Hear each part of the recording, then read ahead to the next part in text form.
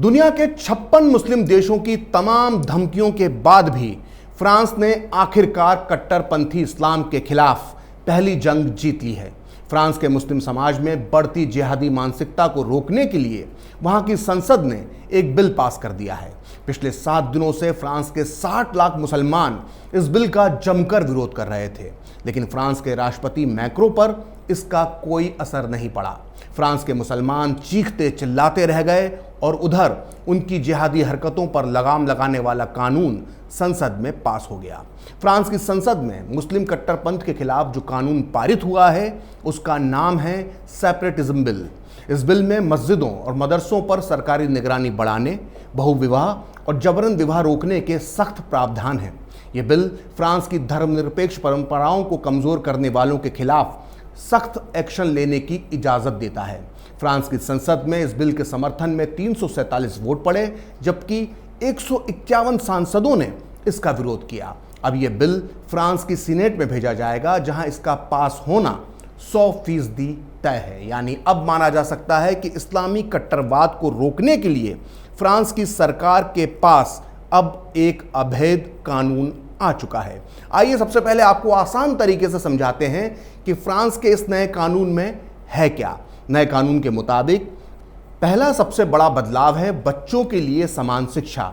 अब नए कानून के तहत उन इस्लामी स्कूल और शिक्षण संस्थाओं को बंद करवाया जा सकेगा जो शिक्षा के बहाने ब्रेन वॉश करते हैं। साथ ही नए कानून के तहत होम स्कूलिंग पर कड़े प्रतिबंध लगेंगे, जिससे लोग बच्चों को घर में मजहबी तालीम नहीं दे सकेंगे। ऐसे स्कूलों में उन बच्चों का दाखिला नहीं होगा जिन्होंने नेशनल करिकुलम से अलग पढ़ाई की है। इस कानून का दूसरा महत्वपूर्ण हिस्सा है धार्मिक फंडों पर निगरानी। अब नए कानून के बाद फ्रांस में दूसरे देशों से धार्मिक संगठनों के लिए आने वाले फंड पर नज़र रखी जा सकेगी। इससे आतंक पर काफ़ी हद तक लगाम कसेगी। खास बात है कि फ्रांस की मस्जिदों और मदरसों के लिए विदेश से काफ़ी फंड आता है। इस कानून की तीसरी महत्वपूर्ण बात है विदेशी भाषा के जरिए धर्म प्रचार पर पाबंदी। यानी अब फ्रांस में किसी भी मौलवी के लिए ये अनिवार्य होगा कि वो पहले फ्रेंच भाषा सीखे। बिना फ्रेंच सीखे मौलवी अब मस्जिदों में काम नहीं कर पाएंगे। इस कानून की चौथी महत्वपूर्ण बात है विदेशी इमामों के आने पर रोक। नए बिल के बाद अब फ्रांस में विदेशी इमामों के आने पर रोक लग जाएगी। फ्रांस सरकार का मानना है कि विदेशी इमाम फ्रांस के मुस्लिमों को भड़काते हैं, जबकि सरकार चाहती है कि ये मुसलमान हमेशा फ्रेंच संस्कृति का हिस्सा बनकर रहें। इस कानून की पांचवी महत्वपूर्ण बात है वर्जिनिटी टेस्ट पर बैन। फ्रांस के मुस्लिम समुदाय में शादी से पहले लड़कियों को अपने वर्जिन होने का सबूत देना होता है। इसके लिए वे डॉक्टरों की मदद लेती हैं जो उनके लिए इस तरह का सर्टिफिकेट जारी कर देते हैं। यहाँ तक कि कई युवतियाँ अपने को वर्जिन बताने के लिए सर्जरी तक का सहारा लेती हैं, जो काफ़ी खतरनाक होती है। लेकिन अब नए कानून के तहत इस तरह के वर्जिनिटी टेस्ट को गैर कानूनी कर दिया गया है। दरअसल 2015 से ही फ्रांस में कई भयंकर इस्लामी आतंकवादी हमले हो चुके हैं। फ्रांस की सोसाइटी बेहद सेकुलर और लिबरल मानी जाती है, लेकिन पिछले कुछ सालों से कट्टरपंथी मुसलमानों की वजह से फ्रांस का सामाजिक ताना बाना बिगड़ने लगा था। यही वजह है कि राष्ट्रपति मैक्रो ने फ्रांस में इस्लाम इन फ्रांस को इस्लाम ऑफ फ्रांस में तब्दील करने की कोशिशें शुरू कर दी। मैक्रो ने कहा था कि फ्रांस में 60 लाख मुसलमानों के झुंड से एक काउंटर सोसाइटी पैदा होने का खतरा हो गया है। दरअसल काउंटर सोसाइटी या काउंटर कल्चर का मतलब एक ऐसे समाज से होता है जो उस देश के समाज की मूल संस्कृति को अपना नहीं मानता जिसमें कि वो रहता है। इसे आप कुछ इस तरह से भी समझ सकते हैं कि जैसे भारत में कुछ लोग काउंटर सोसाइटी की तरह हैं।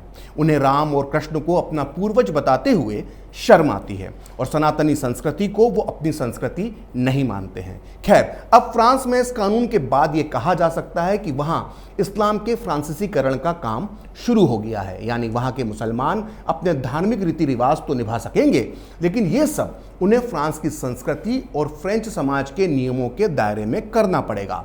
इसे आप एक तरह का फ्रेंच इस्लाम भी कह सकते हैं। दरअसल फ्रांस में जब एक के बाद एक इस्लामी आतंकवादी हमले हुए, तभी से राष्ट्रपति मैक्रो ने कट्टरपंथी इस्लामी सोच पर लगाम लगाने का ऐलान कर दिया था। उन्होंने पिछले साल 2 अक्टूबर को कहा था कि इस्लाम ऐसा धर्म है जो पूरी दुनिया में आज खतरे में है। हम ऐसा सिर्फ अपने देश में ही नहीं देख रहे हैं। हमें इस्लामिक अलगाववाद से लड़ने की ज़रूरत है। हमें दिक्कत ऐसी विचारधारा से है जो यह दावा करती है कि उसके कानून देश से ऊपर हैं। कानून लोगों को उनके धार्मिक विश्वास के चयन की आज़ादी देता है, लेकिन स्कूलों या सार्वजनिक सेवा में किसी भी परिस्थिति में धार्मिक प्रदर्शन की इजाज़त नहीं देता। हमारा उद्देश्य है कि बढ़ते इस्लामिक कट्टरपंथ को खत्म किया जाए और साथ मिलकर रहा जाए। मैक्रों के इस ऐलान के बाद दुनिया भर के मुस्लिम देशों में बवाल मच गया। कई इस्लामिक देशों ने फ्रांस का बहिष्कार करते हुए बड़े बड़े प्रदर्शन किए। अरब देशों को अपना आदर्श मानने वाले भारतीय मुसलमान भी इसमें पीछे नहीं थे। भारत के मुसलमानों ने भी फ्रांस के खिलाफ कई बड़े प्रदर्शन किए। मुंबई में सड़कों पर राष्ट्रपति मैक्रों की तस्वीरें लगा दी गईं, तो भोपाल में हजारों मुसलमानों ने मैक्रों को राक्षस बताते हुए पोस्टर लहराए। लेकिन फ्रांस और उसके राष्ट्रपति मैक्रों पर इन गीदड़ भपकियों का कोई असर नहीं पड़ा और उन्होंने कानून बनाकर कट्टरपंथी इस्लाम पर लगाम लगा दी। लेकिन एक भारतीय होने के नाते मेरा सवाल यह है कि फ्रांस के राष्ट्रपति मैक्रों से भारत के प्रधानमंत्री नरेंद्र मोदी कब सबक लेंगे। दरअसल भारत को भी एक ऐसे कानून की जरूरत है जिसमें सभी नागरिक समान हों। यही वजह है कि लंबे समय से भारत में भी कॉमन सिविल कोड यानी समान नागरिक संहिता की मांग हो रही है, लेकिन धर्मनिरपेक्षता के नाम पर हमेशा इस मांग को ठंडे बस्ते में डाल दिया जाता है। इस देश में मुस्लिम धर्म के लिए अलग कानून, मुस्लिम पर्सनल लॉ है और इसका क्या नतीजा हो रहा है इसकी मिसाल मिलती है एक 7 दिन पुरानी खबर में। दरअसल पंजाब और हरियाणा हाईकोर्ट ने मुस्लिम पर्सनल लॉ की वजह से 17 साल की एक मुस्लिम लड़की की शादी को वैध ठहरा दिया, जबकि बाकी धर्मों के लिए लड़की की शादी की उम्र कम से कम 18 साल होना चाहिए। दरअसल मामला ये था कि एक 17 साल की मुस्लिम लड़की ने एक 37 साल के मुस्लिम व्यक्ति से शादी कर ली। जब ये मामला कोर्ट में पहुंचा तो हाई कोर्ट ने मुस्लिम कानून के मुताबिक इस शादी को जायज़ माना। इसके लिए अदालत ने सर दिनशा फरदुंजी मुल्ला की किताब प्रिंसिपल्स ऑफ मोमडन लॉ के आर्टिकल 195 का हवाला दिया। हाईकोर्ट ने महसूस किया कि युवावस्था की आयु प्राप्त करने पर चाहे वो 18 साल से कम ही क्यों ना हो, मुस्लिम लड़की अपनी पसंद के व्यक्ति के साथ विवाह करने के लिए आज़ाद है।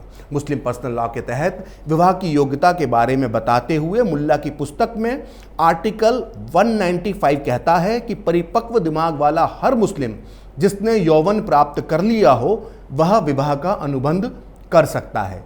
ऐसे नाबालिग जिन्होंने यौवन प्राप्त नहीं किया है उन्हें उनके माता पिता द्वारा विवाह में वैध रूप से अनुबंधित किया जा सकता है। 15 साल की उम्र पूरी होने पर सबूतों के अभाव में यौवन को पूरा मान लिया जाता है। तो सुना आपने, मुस्लिम पर्सनल लॉ के मुताबिक 15 साल की लड़की भी शादी कर सकती है अगर उसने यौवन को प्राप्त कर लिया हो, जबकि हिंदू और अन्य धर्म में लड़की की शादी की उम्र 18 साल होना जरूरी है और ये उचित भी है। वैसे भी मेडिकल, वैज्ञानिक, मानसिक और सामाजिक तौर पर शादी के लिए लड़की की उम्र 18 साल से ज़्यादा होना चाहिए।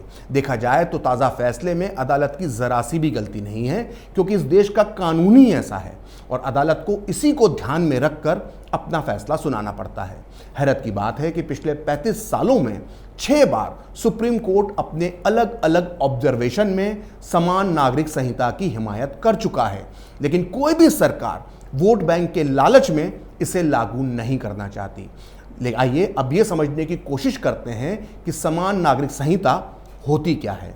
समान नागरिक संहिता यानी यूनिफॉर्म सिविल कोड का मतलब है कि भारत में रहने वाले किसी भी धर्म, जाति और समुदाय के व्यक्ति के लिए एक समान कानून होगा।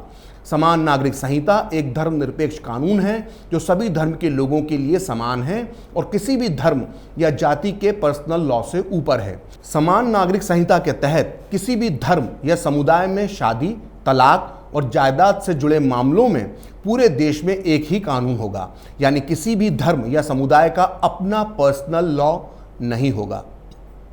समान नागरिक संहिता को लेकर बाकी सभी धर्मों के लोग राजी हैं, लेकिन हमेशा से इसका सबसे ज्यादा विरोध मुस्लिम तबके से होता रहा है और इसकी वजह है वो मुस्लिम शरिया कानून जिसके आधार पर मुसलमानों को इस देश में कई विशेष अधिकार मिले हुए हैं। लेकिन समान नागरिक संहिता आ जाने के बाद देश के सभी नागरिकों के लिए विवाह, तलाक और संपत्ति कानून एक जैसे हो जाएंगे। मिसाल के लिए अभी हिंदू पुरुष या स्त्री को तलाक के लिए सिविल कोर्ट जाना पड़ता है, लेकिन मुसलमान कोर्ट से बाहर तलाक दे सकते हैं। हालांकि 3 तलाक को अवैध करार दे दिया गया है, लेकिन कोर्ट के बाहर तलाक का अधिकार अब भी मुसलमानों के पास है। वहीं तलाक के बाद गुजारा भत्ता देने के लिए भी अलग से नियम हैं। इसके अलावा मुस्लिम पुरुषों को कुछ शर्तों के साथ 4 शादियां करने का भी अधिकार है। इतना ही नहीं, मुस्लिम महिलाओं को संपत्ति में बराबरी का हक भी नहीं मिलता है। यही वजह है कि समान नागरिक संहिता का नाम आते ही मुस्लिम समाज भड़क जाता है। समान नागरिक संहिता से मुस्लिम समाज क्यों डरता है और क्या है इसके विरोध का इतिहास, इस पर मैंने पहले एक वीडियो बनाया था जिसका लिंक डिस्क्रिप्शन बॉक्स में मौजूद है। इस वीडियो को आप जरूर देखें, आपको पता चलेगा कि कैसे नेहरू के ज़माने से इस महत्वपूर्ण मुद्दे की वोट बैंक के नाम पर अनदेखी की जा रही है। खैर, फ्रांस में जिस तरह से इस्लामिक कुरीतियों को दूर करने के लिए राष्ट्रपति मैक्रों ने कठोर इरादे दिखाए हैं, अब वही इरादे भारत में प्रधानमंत्री मोदी को भी दिखाने चाहिए और सरकार को जल्द से जल्द कॉमन सिविल कोड यानी समान नागरिक संहिता लेकर आना चाहिए। फिलहाल खरी बात प्रखर के साथ में इतना ही। आप चाहें तो मुझसे जुड़ने के लिए मेरे फेसबुक पेज प्रखर श्री 78 को लाइक कर सकते हैं और अगर ट्विटर पर आप मुझसे जुड़ना चाहते हैं तो मेरा ट्विटर हैंडल है प्रखर श्री 78। अगर आपको ये वीडियो पसंद आया तो इसे लाइक करें, शेयर करें और कैपिटल टीवी को सब्सक्राइब करें। नमस्कार।